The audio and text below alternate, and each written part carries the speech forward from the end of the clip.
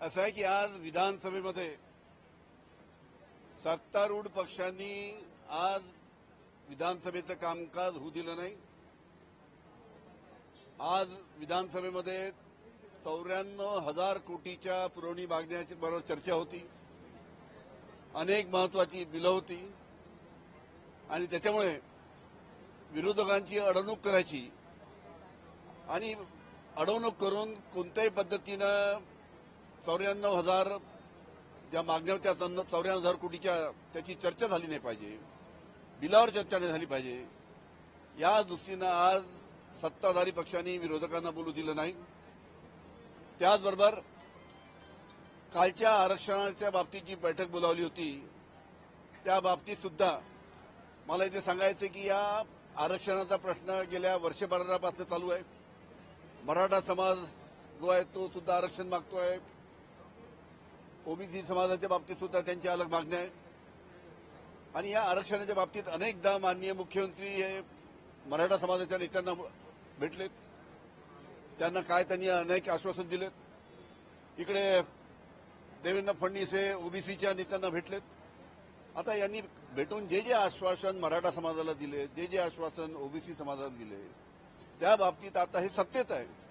206 आमदार त्यांच्याकडे आहे।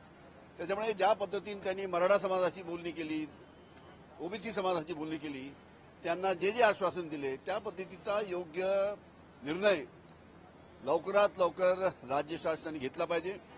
पण हा निर्णय त्यांना घ्यायचा नसल्यामुळे विरोधक कालच्या बैठकीला आले नाही, हा इश्यू त्यांनी करून आज हाऊसमध्ये गोंधळ घातला।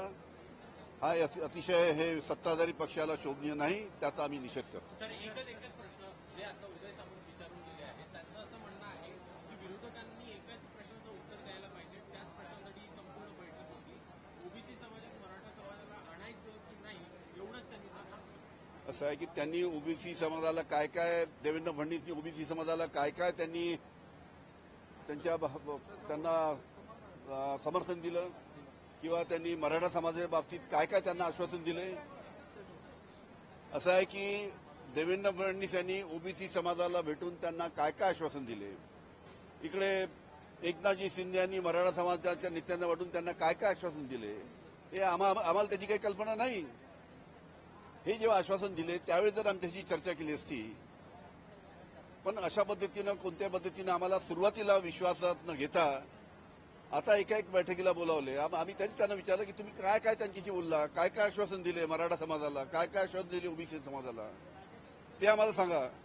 ते सांगायला तयार नाही आणि कालच्या बैठकीचा इश्यू करून त्यांना गोंधळ माजवण्याचा जो प्रयत्न केला। माझा एकच म्हणणं आहे की 206 आमदाराचं पाशवी बहुमत भारतीय जनता पार्टीकडे आहे, शासनाकडे आहे। त्यांनी एकत्र बसून योग्य तो निर्णय मराठा समाजाच्या बाबतीत आणि ओबीसी समाजाच्या बाबतीत घ्यावा।